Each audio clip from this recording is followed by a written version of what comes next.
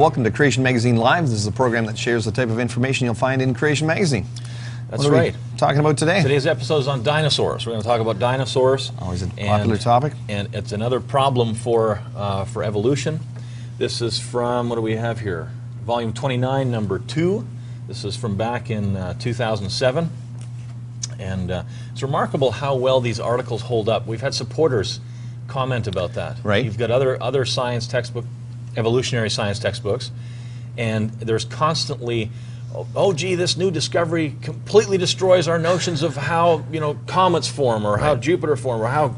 I think the term is like overturns our current understanding. Things like that, yes. And here we've got an example of another one of those types of things.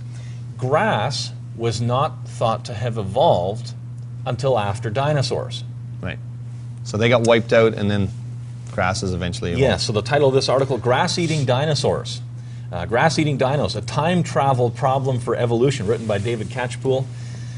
Evolution textbooks have long taught that fossil evidence shows that grasses evolved around 55 million years ago after the extinction of the dinosaurs, which was around 65 million years ago. Woe betide any illustrator who drew dinosaurs and grass in the same picture. Right. But new evidence leaves the evolution textbooks with a dramatic, grassy time travel conundrum. Researchers have discovered fossilized dinosaur droppings that contain the remains of at least 5 types of grasses. This means that not only did grass already exist at the same time as dinosaurs, but at least some of the dinosaurs also ate it. Right. But how could they have eaten something that supposedly hadn't evolved yet? Right. So this is another problem. Yeah, and actually since this article came out, they've actually, in National Geographic, talked about it, they've actually found a dinosaur mummy. A mummified dinosaur, a duck-billed dinosaur, hadrosaur, and it's got what it ate in its belly, and then they call it a salad of ferns and conifers and all this stuff, and grasses. So. And grasses, yeah. As one of the researchers commented, the discovery of grass phytoliths, or this is silica bodies found in plants, was in dinosaur coprolites, that's dinosaur fossilized dung, essentially, was a complete shock. That's, quote, was a complete shock. This is what one of the researchers said. It was a shock. So the new evidence will force a dramatic revision of evolutionary theory about the origin of grasses. So there we have it again. Another one of these, oops, here's a new discovery, and it completely destroys our notion about the history of evolution. But typically these things that overturn the evolutionary story actually fit quite well with what creationists have been teaching for quite a while. Exactly, and that's what this article goes on to point out. Reporting on the new find in New Scientist highlighted the dramatic turnaround by explaining that illustrators who had previously made the, quote, mistake of drawing dinosaurs alongside grass actually had it right after all. And there's another quote here. Artists' impressions of dinosaurs grazing on grassy plains were considered as bad as depictions of them cavorting with cavemen. But an examination of fossilized dung, that's the coprolites, has shown that prehistoric beasts did indeed eat grass. Right.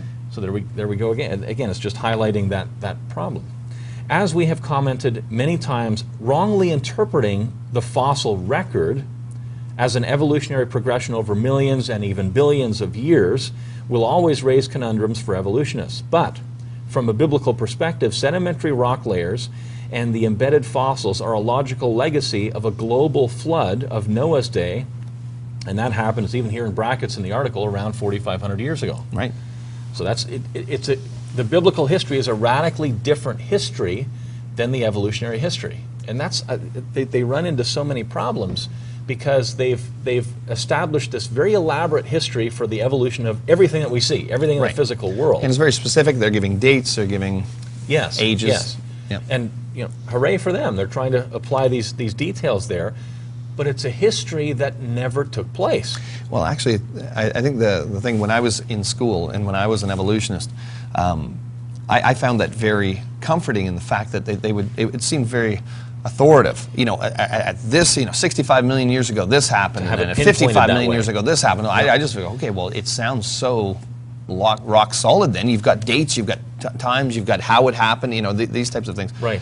Kind of come to realize that maybe these things that supposedly happened weren't weren't based on anything you can really test. Yes, yes. And then they run into the problem where new discoveries, like this one in this article here with the fossilized dinosaur dung that has grasses, it requires a revision of all these things. They've said, notice they're not throwing out evolution theory. They're just saying, oops, we've got to revise things. But Right. the whole evolutionary history is never questioned, no matter how much Right, data you just there is against that history. But Switch it around. you just switch it around. They've locked themselves into that particular history. They've said that this is where dinosaurs fit, and we're not going to change that. Right. They're not going to suggest that maybe the history of dinosaurs is wrong, that the evolutionary history. Yeah. They'll move things around somewhere else. The article continues. It's the Bible, not the fossil record, which tells us the order of appearance of organisms on this planet. Thus, the grasses were created on day 3 of creation week, so they actually preceded dinosaurs, which were created along with other land animals and man on day 6. Dinosaurs, Right. land animals. The Bible says land animals were made on day 6, therefore dinosaurs were made on day 6. So it's quite okay for illustrators to depict grass, and dinosaurs, and other animals and plants as coexisting on the earth at the same time. There is no time travel problem when you start with the Bible. And dinosaurs are not prehistoric, since they lived after the beginning of written history, the Bible, Right. which starts, by the way, at the very beginning of time itself, Genesis 1:1. I find it interesting that, as you pointed out, the evolutionists have a timeline. Now, when they have a discovery that doesn't fit with that timeline, they simply modify things, and they don't throw out their concept of evolution or whatever. But consider it on the other side of the coin, where I've seen Christians who, you look at the Bible and it's plainly written, day 1 this happens, day 2 this happens, day Yes, 3. yeah. There's no millions of years. You don't read millions of years in the Bible. That's something that you add in if you know, you come to Right. believe in that.